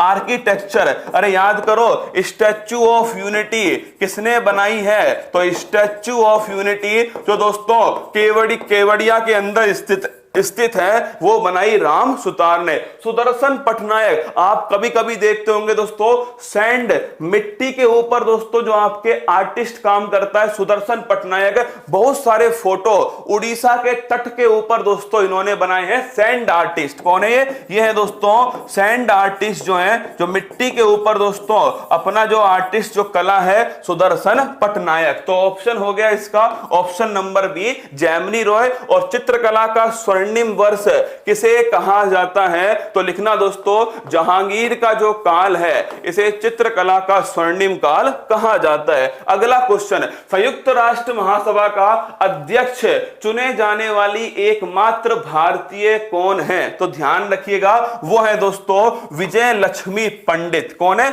विजय लक्ष्मी पंडित संयुक्त राष्ट्र महासभा की ये दोस्तों भारतीय हैं जिन्हें इसका अध्यक्ष चुना गया। अगर पूछे आपसे विश्व की लघु संसद किसे कहा जाता है? संयुक्त राष्ट्र महासभा को कहा जाता है। अगर मैं पूछूं आपसे कि वर्तमान में इसका दोस्तों अध्यक्ष कौन है, कमेंट बॉक्स में छाप के बताओ। मालदीव के, क्या मालदीव के जो विदेश मंत्री हैं जो इसके वर्तमान अध्यक्ष हैं उनका नाम क्या है? गोली की तरह कमेंट बॉक्स में छाप दो। आंसर हो गया इसका विजय लक्ष्मी पंडित। क्या विजय लक्ष्मी पंडित करेक्ट आंसर है। विश्व की लघु संसद कहते हैं एक देश एक वोट, क्या इसमें कौन सा सिद्धांत है? एक देश एक वोट का इसमें सिद्धांत है। वर्तमान में कौन इसके अध्यक्ष हैं? जो मालदीव के विदेश मंत्री है। क्या जो सर पिछले एपिसोड नहीं देखे, देख लेना, पड़े हुए हैं ना यूट्यूब के ऊपर पड़े हुए हैं। मालदीव के जो विदेश मंत्री हैं वो कौन है? कमेंट बॉक्स में छाप के बताओ। अब्दुल्ला शाहिद, लिख लो अब्दुल्ला जो शाहिद है ये दोस्तों ध्यान रखिएगा मालदीव के विदेश मंत्री हैं जो इसके दोस्तों वर्तमान में अध्यक्ष है। निम्नलिखित में से कौन सा युग्म गलत है? घूमर कहां का? राजस्थान का, बिल्कुल ठीक है। भांगड़ा दोस्तों पंजाब का, एकदम करेक्ट है। लावणी और तमाशा जो है ये दोस्तों कहां के? महाराष्ट्र। कहां के? महाराष्ट्र के। बिहू दोस्तों कहां का? तो बिहू ध्यान रखिएगा, बिहू और दोस्तों ध्यान रखना बिहू लिख लीजिए, ये है असम। क्या बिहू और सत्रिया ये छापिएगा असम। किसका है? असम का है दोस्तों कौन? बिहू और सत्रिया। अगर पूछे आपसे दोस्तों बिहार का कौन सा फेमस त्योहार है, कमेंट बॉक्स में छाप के बताओ। बिहार का दोस्तों फेमस त्योहार जिसमें नदी का महत्व, क्या नदी और सूर्य का महत्व है, वो कौन सा फेमस त्योहार है? बिहार का। लावणी कहां का? महाराष्ट्र। कहां का? महाराष्ट्र का। तमाशा दोस्तों महाराष्ट्र का। चिरकुला और नौटंकी कहां की? चिरकुला और नौटंकी छापिएगा उत्तर प्रदेश। कहां की है? उत्तर प्रदेश की है चिरकुला और नौटंकी। तो इस क्वेश्चन का आंसर तो हो गया ऑप्शन नंबर बी। बिहू जो है दोस्तों वो बिहार का नहीं है, वो कहां का है? असम का है। सत्रिया भी कहां का है दोस्तों? असम का है। और अगर आपसे पूछे छठ पूजा जो है, क्या छठ पूजा जो है ये ध्यान रखना दोस्तों ये बिहार का फेमस त्योहार है, नदी और सूर्य का इसमें महत्व है। निम्नलिखित में से वह व्यक्ति कौन है जिन्हें भारत का राष्ट्रपति बनने से पहले भारत रत्न से सम्मानित किया गया? याद करो 1954 में 3 लोगों को दोस्तों पहली बार भारत रत्न पुरस्कार दिया गया, जिसमें एक नाम था राजगोपालाचारी। क्या राजगोपालाचारी? दूसरा दूसरा नाम दोस्तों क्या था उसमें दूसरा नाम है सीवी रमन। क्या है? सीवी रमन। और एक नाम था दोस्तों सर्वपल्ली राधाकृष्णन। क्या था? सर्वपल्ली राधाकृष्णन। इन तीनों को क्या मिला? इन तीनों को दोस्तों ध्यान रखना, पहली बार भारत रत्न पुरस्कार से सम्मानित किया गया। उस समय दोस्तों राधाकृष्णन जो है, याद करो कौन थे ये, पहले दोस्तों नोट करना, पहले उपराष्ट्रपति। क्या थे? पहले दोस्तों उपराष्ट्रपति थे। और सेकंड क्या है? सेकंड दोस्तों राष्ट्रपति थे। तो जो सर्वपल्ली राधाकृष्णन है, इन्हें उपराष्ट्रपति रहते हुए, क्या उपराष्ट्रपति रहते हुए दोस्तों कौन सा पुरस्कार मिल गया? भारत रत्न पुरस्कार जो है इससे सम्मानित किया गया। तो आंसर हो गया दोस्तों इसका सही आंसर है डॉक्टर सर्वपल्ली राधाकृष्णन। ये ध्यान रखना दोस्तों, ये सवाल पूछ सकते हैं कि भाई पहला किसको मिला? राजगोपालाचारी, सीवी रमन और डॉक्टर सर्वपल्ली राधाकृष्णन को। अगला क्वेश्चन देखिएगा, निम्न में से भारत रत्न पाने वाला पहला संगीतकार। ये सवाल अभी के लिए बहुत महत्वपूर्ण है, क्योंकि दोस्तों लता मंगेशकर जो है, कौन? लता मंगेशकर वर्तमान में 15 दिनों से दोस्तों 10-15 दिनों से आईसीयू के अंदर है। क्या? जो लता मंगेशकर हैं, मतलब दोस्तों संगीत सब कुछ। क्या ये बड़ा महत्वपूर्ण सवाल है, क्योंकि लता मंगेशकर 10-15 दिनों से कहां है? आईसीयू के अंदर दोस्तों स्थित है। तो ये सवाल बन सकता है, क्योंकि इसमें गलती होने की संभावना अधिक है। देखो, निम्न में से भारत रत्न पाने वाला पहला संगीतकार कौन है? जब भी संगीतकार का नाम आएगा दिमाग में एक ही नाम आएगा, और वो है लता मंगेशकर। कौन? लता मंगेशकर। ये गलत है। क्या ये गलत है? पहला संगीतकार लिखना सुब्बू लक्ष्मी, इसे छाप लेना, गलती मत करके आना कि दोस्तों सुब्बू लक्ष्मी जो है, इन्हें पहली ये संगीतकार हैं जिन्हें क्या मिला? भारत रत्न। मैं ये नहीं कह रहा कि लता मंगेशकर जी को नहीं मिला, मैं आपसे इतना कह रहा हूं पहला जो है किसको मिला है? पहला दोस्तों ध्यान रखना सुब्बू लक्ष्मी को दिया गया। इस क्वेश्चन को छापना। ये लता मंगेशकर जी दोस्तों हाल ही में चर्चा में आईसीयू के अंदर स्थित हैं। अगला क्वेश्चन देखिए, म्यांमार की मुद्रा क्या है? अब देखना, म्यांमार दोस्तों हाल ही में चर्चा में है, क्योंकि जो आंग सांग सूकी है, इन्हें दोस्तों क्या हो गई? इन्हें हो गई जेल। क्या हो गई? इन्हें जेल हो गई। और दोस्तों म्यांमार में सैन्य तख्ता पलट हुआ। क्या हुआ? सैन्य तख्ता पलट हो गया। अब देखिए, म्यांमार की राजधानी नापीता कौन सी है? नापीता। अगर पूछे आपसे म्यांमार दोस्तों फेमस नदी कौन सी है? इरावती नदी। कौन सी नदी है? इरावती जो नदी है, ये दोस्तों यहां की फेमस नदी है। अगला क्वेश्चन आपसे पूछे म्यांमार की मुद्रा क्या है, तो ध्यान रखिएगा कियात दोस्तों मुद्रा किसकी है? म्यांमार की है। म्यांमार इंडिया के कितने राज्यों से सीमा बनाता है? 4 राज्यों से दोस्तों सीमा बनाता है। आप सभी जानते हो, अरुणाचल प्रदेश से, नागालैंड से, मणिपुर से, और दोस्तों ध्यान रखिएगा मिजोरम। किससे? मिजोरम। तो अरुणाचल प्रदेश, नागालैंड, मणिपुर और दोस्तों मिजोरम। इस क्वेश्चन का आंसर क्या है? ऑप्शन नंबर डी, कियात दोस्तों इसका सही आंसर है। टका जो है, ये टका मुद्रा किसकी है? बांग्लादेश। किसकी है? बांग्लादेश की मुद्रा है टका। कौन सी? टका। येन कहां की है? येन लिखना दोस्तों जापान। कहां की है? जापान। अगर पूछे आपसे युवान या फिर रेमेनबी, ये कहां की करेंसी है, तो ध्यान रखना चीन। कहां की है? चीन की करेंसी है युवान या फिर रेमेनबी। जापान की करेंसी है येन। बांग्लादेश की है दोस्तों टका। और अगर पूछे आपसे म्यांमार की कौन सी है? कियात। क्या है? म्यांमार की ध्यान रखना कियात। अगला क्वेश्चन, वर्ष 1959 तक पाकिस्तान, ये दोस्तों छोड़िए, क्या इस सवाल को छोड़िएगा। अगला क्वेश्चन देखिएगा, किसे दक्षिण भारत का मैनचेस्टर कहा जाता है? कोयंबटूर, मदुरई, बंगलुरु और चेन्नई, किसे कहते हैं दक्षिण भारत का मैनचेस्टर? देखिए, अगर आपसे पूछे, देखो एक साथ छाप लो ना, मैं चाहता हूं कि जब ये 7 फेरे आप पूरे पूरे पढ़ लो तो आपकी स्टैटिक जीके का हर सवाल कवर हो जाए। जिसने पिछले वाले फेरे लिए थे वो भी, और जो ये ले रहा है ये वाले भी। तो देखना, अगर पूछे आपसे मैनचेस्टर कहां स्थित है, क्या मैनचेस्टर कहां स्थित है? इंग्लैंड के अंदर दोस्तों स्थित है मैनचेस्टर। और अगर पूछे किसके लिए फेमस है? सूती वस्त्र उद्योग के लिए फेमस है। अगला क्वेश्चन, भारत का मैनचेस्टर कौन सा है?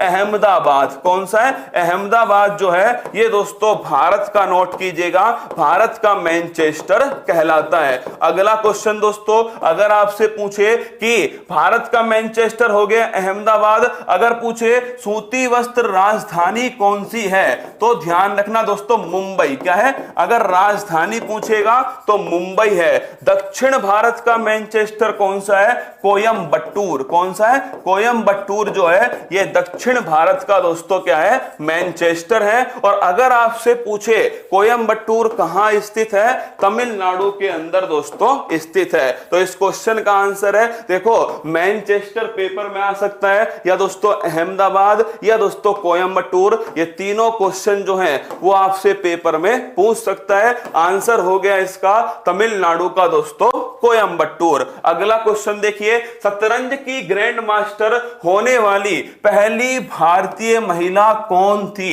अगर आपसे पूछे पहले ग्रैंड मास्टर कौन थे, तो ध्यान रखिएगा वो थे दोस्तों विश्वनाथ आनंद। कौन थे? विश्वनाथ आनंद। ये भारत के दोस्तों फर्स्ट ग्रैंड मास्टर थे। और माइंड मास्टर जो है ये इनकी दोस्तों ऑटोबायोग्राफी है। और पहला राजीव गांधी खेल रत्न पुरस्कार भी इन्हें ही दिया गया था 1991-92 में। अगर आपसे पूछे कि पहली महिला ग्रैंड मास्टर कौन है, तो ध्यान रखिएगा वो है दोस्तों विजय लक्ष्मी। कौन है? विजय लक्ष्मी जो है ये पहली दोस्तों, उत्तर भारत का कानपुर, क्या उत्तर भारत का कानपुर है? ठीक बात है, कोनेरू हम्पी नहीं है। सवाल पढ़ो, शतरंज की ग्रैंड मास्टर होने वाली पहली भारतीय महिला, कोनेरू हम्पी नहीं दोस्तों, ध्यान रखिएगा विजय लक्ष्मी। कौन है? विजय लक्ष्मी है। कोनेरू हम्पी भी शतरंज की खिलाड़ी है, ये दोस्तों ध्यान रखना, कोनेरू हम्पी भी शतरंज की खिलाड़ी है। लेकिन फर्स्ट जो महिला ग्रैंड मास्टर थी वो थी दोस्तों विजय लक्ष्मी। अगला क्वेश्चन देखिए, भारत की पहली महिला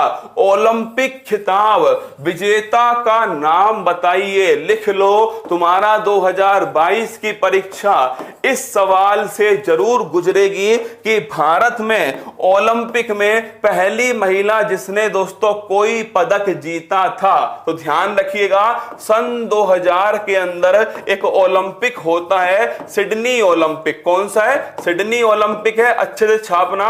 सिडनी ओलंपिक में दोस्तों एक महिला थी कर्णम मल्लेश्वरी। कौन थी? कर्णम मल्लेश्वरी। और कर्णम मल्लेश्वरी का जो खेल था वो था दोस्तों वेट लिफ्टिंग। क्या था? वेट लिफ्टिंग था। और वेट लिफ्टिंग के अंदर हिंदी में जिसे भारोत्तोलन कहते हैं, क्या बोलते हैं? भारोत्तोलन कहते हैं। इस खेल के अंदर ब्रॉन्ज मेडल किसने जीता है? कांस्य पदक जीता कर्णम मल्लेश्वरी ने। और कर्णम मल्लेश्वरी ऐसा करने वाली भारत की दोस्तों लिखिएगा पहली महिला थी। क्या? पहली भारतीय महिला जिन्होंने ओलंपिक में दोस्तों पदक जीता। सवाल पूछे पहले भारतीय जिन्होंने ओलंपिक में दोस्तों पदक जीता, वो तो आप ध्यान रखिएगा पहले भारतीय जिन्होंने ओलंपिक में पदक जीता है वो तो 1952 में। क्या? 1952 के अंदर कुश्ती में। किसमें दोस्तों? कुश्ती के अंदर आपसे पूछ ले किसने पहला पदक कांस्य मेडल जीता है। सवाल दोनों अलग अलग हैं। मैंने आपसे पूछा पहली भारतीय जिन्होंने पदक जीता दोस्तों वो है कर्णम मल्लेश्वरी। लेकिन अगर आपसे पूछ ले पहले भारतीय जिन्होंने पदक जीता, वो ध्यान रखना कांस्य पदक। कौन सा? कांस्य पदक कुश्ती के अंदर 1952 में दोस्तों जीता गया है। और केडी जादव ने जीता। किसने? केडी जादव जो हैं इनके द्वारा दोस्तों जीता गया। कर्णम मल्लेश्वरी अगर आपसे पूछे वेट लिफ्टिंग में दोस्तों ब्रॉन्ज मेडल है। और अभी हाल ही में दिल्ली खेल यूनिवर्सिटी, किसकी? दिल्ली खेल विश्वविद्यालय की कुलपति किसको बनाया गया? कर्णम मल्लेश्वरी को बनाया गया। ऑप्शन नंबर डी डी उसका करेक्ट आंसर है। लेकिन पीवी सिंधु की बात आएगी तो आपसे पूछे ओलंपिक में 2 पदक जीतने वाली एकमात्र भारतीय महिला कौन है? पीवी सिंधु। इस लाइन को छाप लो कहीं पर दोस्तों कि ओलंपिक में क्या, ओलंपिक में 2 पदक जीतने वाली, क्या ओलंपिक में 2 पदक जीतने वाली पहली भारतीय महिला, क्या पहली भारतीय महिला, वो ध्यान रखिएगा पीवी सिंधु। कौन है? पीवी सिंधु है। सन 2016 और सन 2020 में 2 पदक दोस्तों इन्होंने जीते। अगला क्वेश्चन देखिए, भारत का हिमाद्री स्टेशन कहां स्थित है? अब देखना सवाल यह भी पूछ सकता है कि अंटार्कटिका में भारत ने अपने कौन कौन से मिशन भेजे। सवाल घूमकर आ सकता है, अंटार्कटिका में भारत ने अपने कौन कौन से मिशन भेजे। और सवाल यह भी पूछ सकता है हिमांक प्रोजेक्ट कहां पर संचालित है। अब बताइए तीनों क्वेश्चन आपके सामने, हिमाद्री स्टेशन कहां पर है, अंटार्कटिका में कौन कौन से मिशन भेजे हैं और हिमांक प्रोजेक्ट जो है कहां पर संचालित है। देखिए पहला क्वेश्चन, हिमाद्री स्टेशन, समय हो गया, चले जाइए जिसका समय हो गया ना, हाँ कमेंट मत कीजिए। भारत का हिमाद्री स्टेशन कहां स्थित है? तो ध्यान रखिएगा ये अंटार्कटिका में नहीं है, आर्कटिक, किसमें है? आर्कटिक के अंदर है हिमाद्री स्टेशन। अगर पूछे अंटार्कटिका में कौन कौन से है, दक्षिण गंगोत्री दोस्तों, दक्षिण गंगोत्री, मैत्री और भारती, क्या दक्षिण गंगोत्री, मैत्री और भारती, इन तीनों का संबंध किससे है? इन तीनों का संबंध है अंटार्कटिका से। और हिमांक कुछ दिनों पहले दोस्तों याद करो आप सभी, इसी प्रोजेक्ट के द्वारा कुछ हुआ था, क्या कुछ समय पहले की बात है, इसी प्रोजेक्ट के द्वारा, हिमांक प्रोजेक्ट के द्वारा कुछ दोस्तों बनाया गया था। कमेंट बॉक्स में आप छाप के बताओ। ये तीनों ध्यान रखना, दक्षिण गंगोत्री, मैत्री और भारती, तीनों अंटार्कटिका में है दोस्तों। हिमाद्री जो है ये कहां पर है? आर्कटिक में। कहां? आर्कटिक के अंदर है हिमाद्री। अगला क्वेश्चन, भारत सरकार द्वारा दिया जाने वाला तीसरा उच्चतम नागरिक सम्मान कौन सा है? तुम ऊपर से नोट करना स्टार्ट करो। सबसे बड़ा सम्मान कौन सा है? भारत रत्न। दूसरे पर कौन है? पहले पर भारत रत्न हो गया, दूसरे पर पद्म विभूषण हो गया, तीसरे पर पद्म भूषण। होता क्या है, अधिकांश जो स्टूडेंट है ना वो दोस्तों इसको भूलते हैं, इसको भूलते हैं और वो इनमें लड़ाई लड़ते हैं। पहले पर पद्म विभूषण, दूसरे पर पद्म भूषण और तीसरे पर पद्मश्री। गलत हो जाएगा, ध्यान रखिएगा। ये दोस्तों ऑप्शन क्या है? ऑप्शन नंबर जो डी है, भारत रत्न पहले पर हो गया, दूसरे पर पद्म विभूषण है, तीसरे पर दोस्तों क्या है? पद्म भूषण है, और चौथे पर क्या है? चौथे पर दोस्तों ध्यान रखिएगा पद्मश्री। क्या पद्मश्री है? कब स्टार्ट हुए?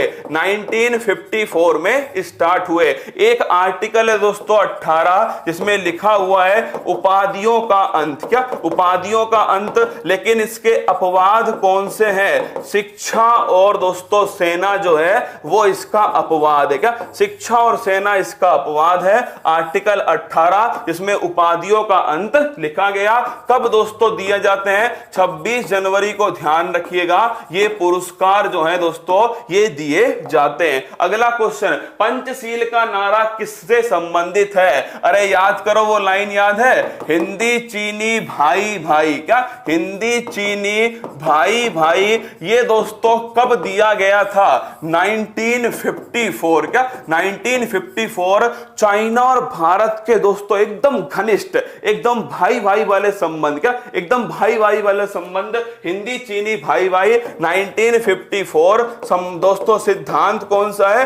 पंचशील का सिद्धांत। क्या पंचशील का सिद्धांत भारत और किसके बीच में? चाइना के बीच में। और भारत की तरफ से कौन थे? पंडित जवाहरलाल नेहरू। कौन? Pandit Jawaharlal Nehru. Option number C, Hindi Chini भाई भाई। दोस्तों पंचशील का सिद्धांत 1954 में भारत चाइना के बीच में। और अगर पूछे लाल बहादुर शास्त्री तो छाप लेना दोस्तों। पहला प्रश्न अगर आपसे पूछे तो ध्यान रखना, मरणोपरांत पहला भारत रत्न पुरस्कार किन्हें दिया गया, तो वो दिया गया दोस्तों लाल बहादुर शास्त्री। अगला क्वेश्चन नोट कीजिएगा, ताशकंद समझौता किसके द्वारा हुआ, तो 1965 में ताशकंद समझौता दोस्तों उज्बेकिस्तान की राजधानी में किसके साथ हुआ था, तो नोट करना भारत पाकिस्तान के बीच में लाल बहादुर शास्त्री के द्वारा किया गया। अगला क्वेश्चन देखिएगा, अगर पूछे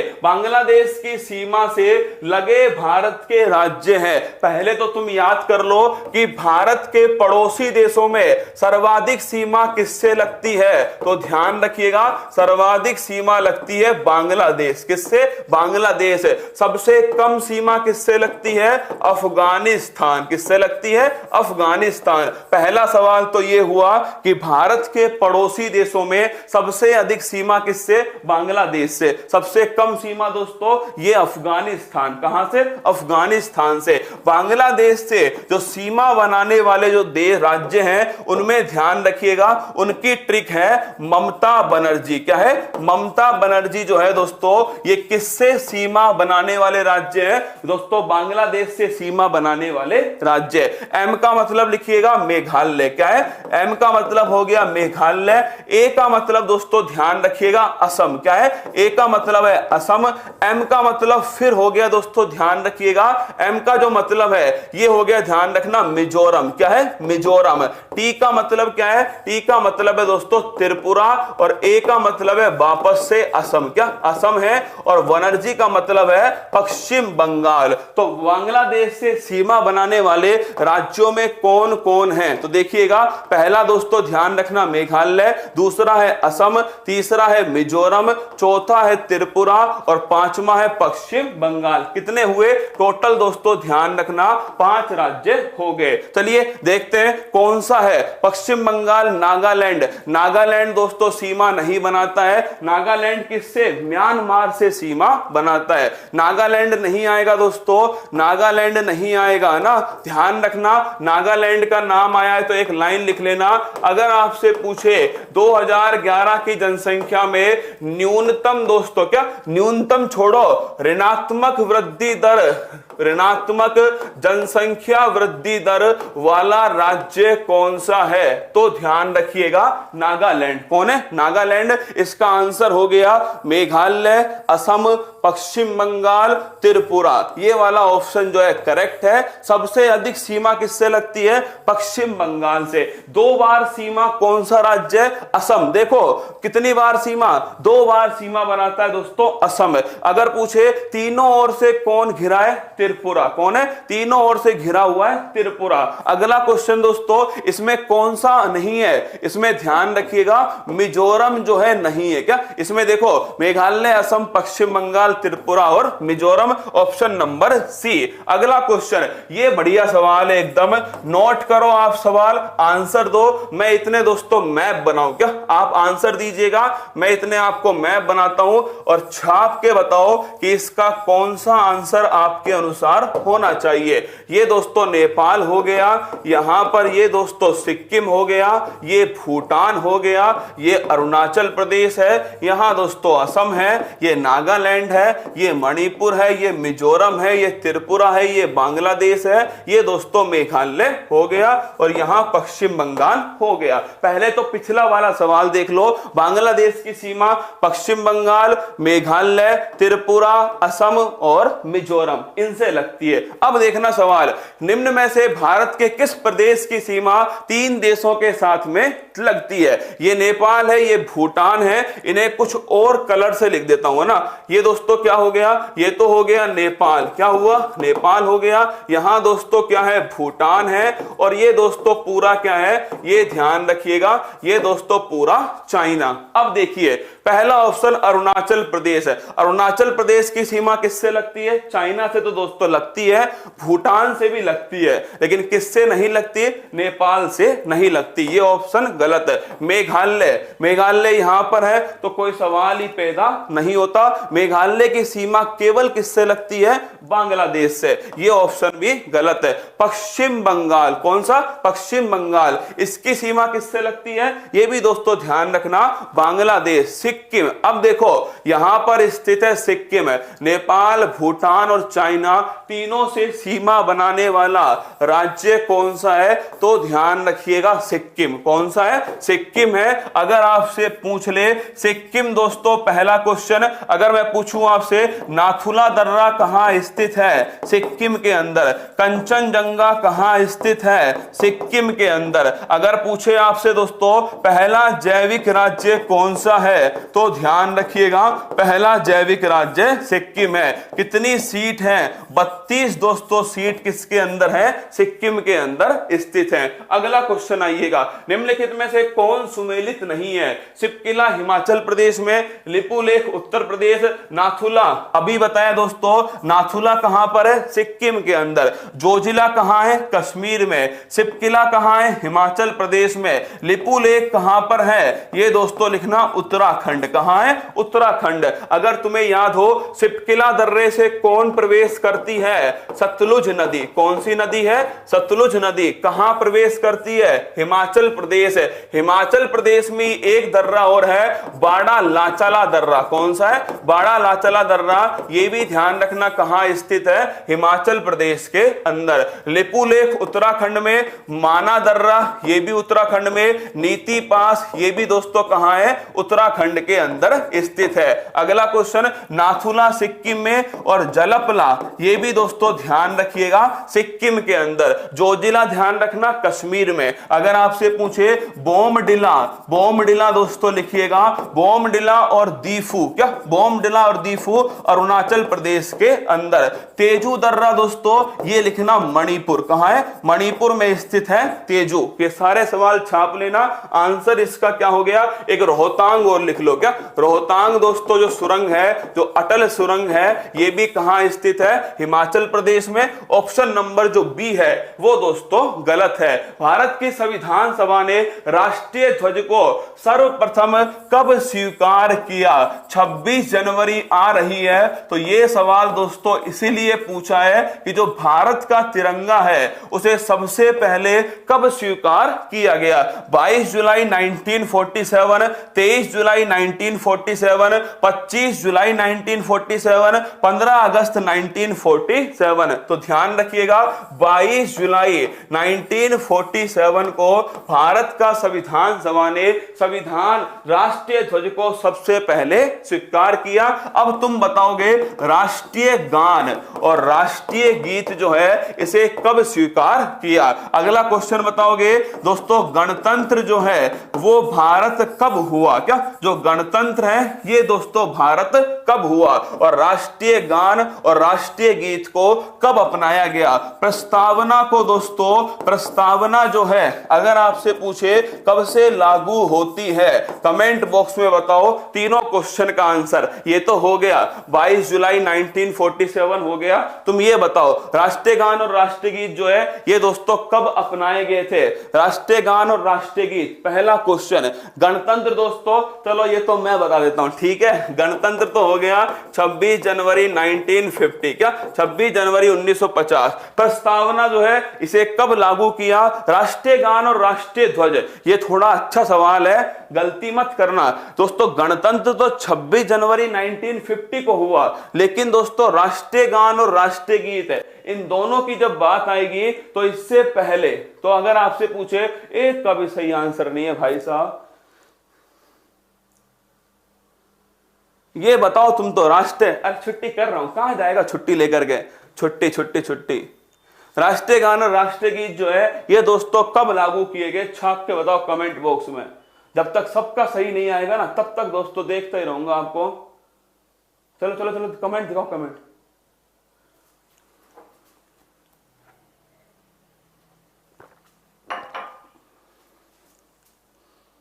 बताओ बताओ, राष्ट्रीय गान और राष्ट्रीय गीत जो है सबका सही आना चाहिए, जब भी आगे बढ़ूंगा।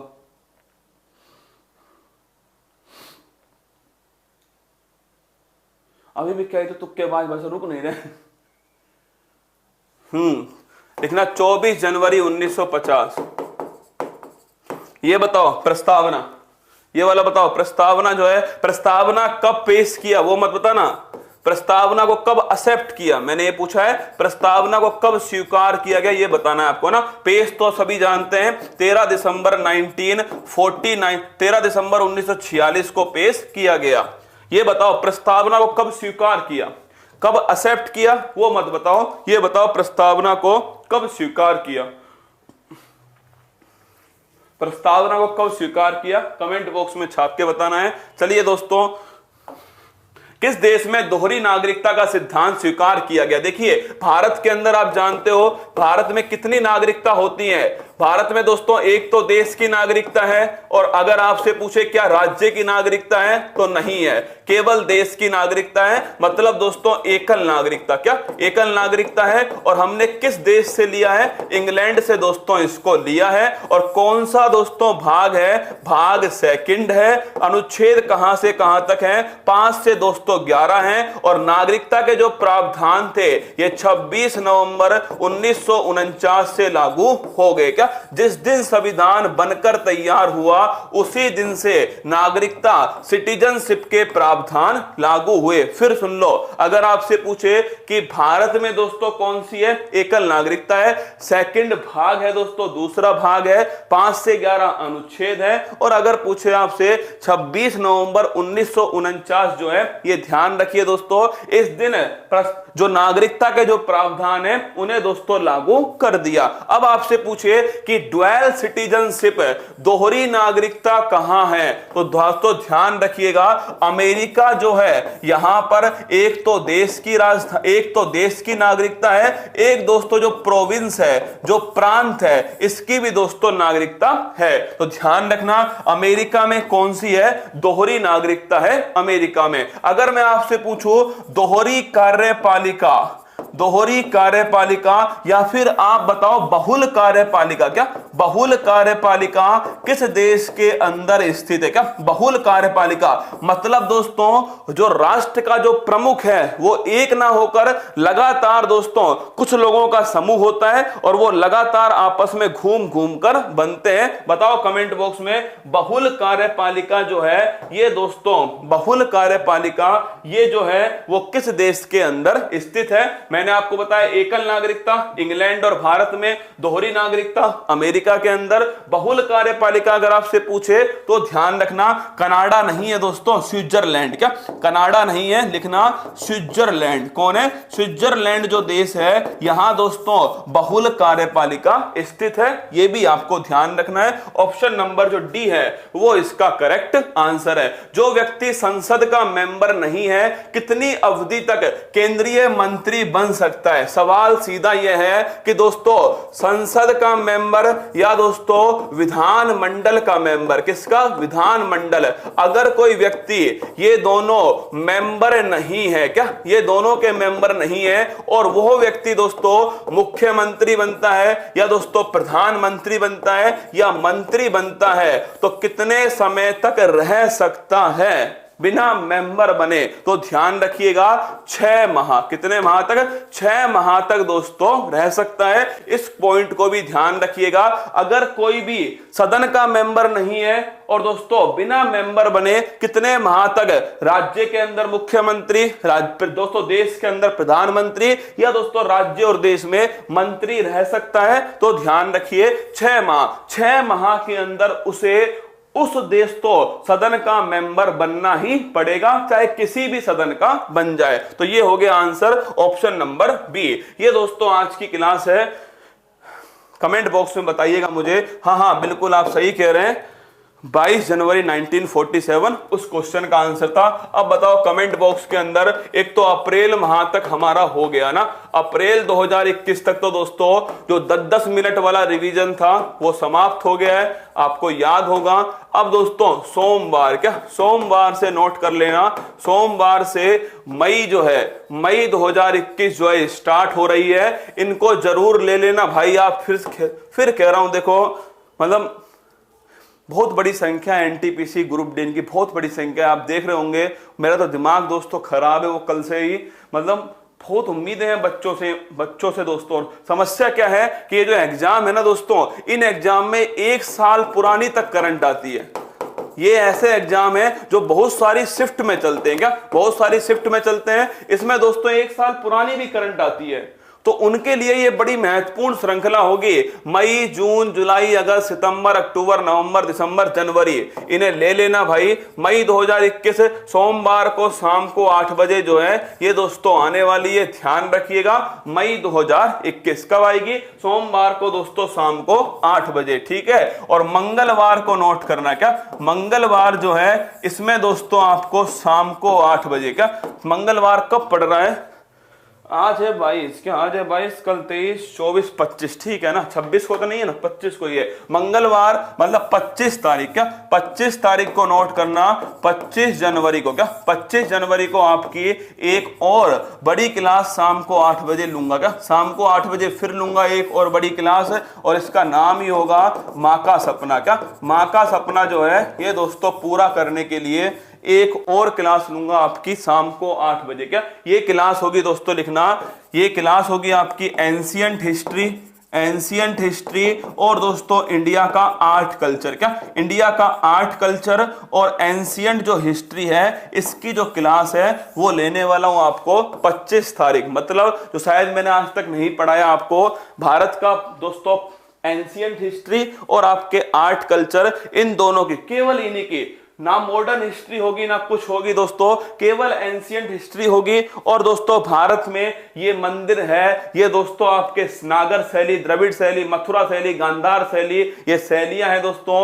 ये तमिल साहित्य, संगम साहित्य, या दोस्तों आपके वेद हैं, वेदों में दोस्तों जो मंडल हैं, सुक्त है, या दोस्तों और जितनी बुक्स हैं, क्या एंशिएंट हिस्ट्री की जो बुक्स हैं, इन सभी की जो क्लास है, जो भी आर्किटेक्चर है इंडिया के अंदर, यूनेस्को के अंदर जो वर्ल्ड हेरिटेज साइट है, कुल मिलाकर इनका जो निचोड़ है वो मैं 25 तारीख को भंडारा करूंगा। किसका दोस्तों? एंशिएंट हिस्ट्री और आर्ट कल्चर का भंडारा करने वाला हूं। अपना ध्यान रखिएगा। सुबह 6:15 बजे फिर मिलिएगा। छुट्टी तो मैं करने वाला हूं भी नहीं, सुबह 6 बजे, सुबह 6:15 मिलेंगे दोस्तों। जो सप्ताह भर में जो पढ़ा है, क्या सप्ताह भर में जो पढ़ा है उसका रिवीजन मैं आपके सामने रखने वाला हूं सुबह 6:15 बजे। ध्यान रखिए, खुश रहिएगा, अपने माता पिता का नाम रोशन कीजिएगा। उन्हें बड़ी उम्मीद है आपसे, मुझसे तो है ही पर आपसे भी ज़्यादा उम्मीदें हैं, और कोशिश कीजिएगा कि उनका सपना जल्दी से जल्दी पूरा हो सके। माँ, तेरे पसीने की हर बूंद को मोती सा चमकाऊंगा, सपने बड़े देखना माँ, पूरा करके तेरा शेर शेरनी दिखलाएगा। मेहनत कीजिए, क्या मेहनत कीजिए, सफलता मिलेगी, क्या सफलता मिलेगी। क्लास कैसी लगी कमेंट बॉक्स में बता दीजिएगा। अच्छी लगी हो तो एक अच्छा सा कमेंट छाप दीजिएगा ना, बस उनके लिए छापिएगा जो हिम्मत हार जाते हैं ना, उनसे कहना कि हिम्मत मत हारना। क्या हिम्मत मत हारना, जो भी चीजें होती हैं वो बेहतर के लिए ही होती है ना, बस आप हिम्मत बनाए रखना और जम के पढ़ाई करना। क्या जम के पढ़ाई करना। आप गर्व हैं अपने माँ बाप का, शिक्षकों का, मेरा भी है, ठीक है। इस प्राउड को बनाए रखिएगा, आपसे बड़ी उम्मीद है मुझे तो, आपके माँ बाप को। बस जम के मेहनत करना। फिर मिलूंगा कल सुबह 6:15 बजे आपको इसी मंच पर, यहीं पर आपके बीच में, उसी ऊर्जा के साथ में, उसी जुनून के साथ में यहीं खड़ा हुआ मिलूंगा। तब तक के लिए ध्यान रखना अपना, मस्त रहिएगा। ऑल द बेस्ट, जय हिंद। अब शहर जाकर तैयारी करने की चिंता छोड़ो, अब हॉस्टल के खर्चे की चिंता छोड़ो, अब घर से दूर रहने की चिंता छोड़ो, क्योंकि उत्कर्ष ऐप लाया है सरकारी नौकरी के सपने को पूरा करने के लिए ऑनलाइन कोर्स। तो अब चिंता छोड़ो और जुड़ जाओ उत्कर्ष ऐप के साथ।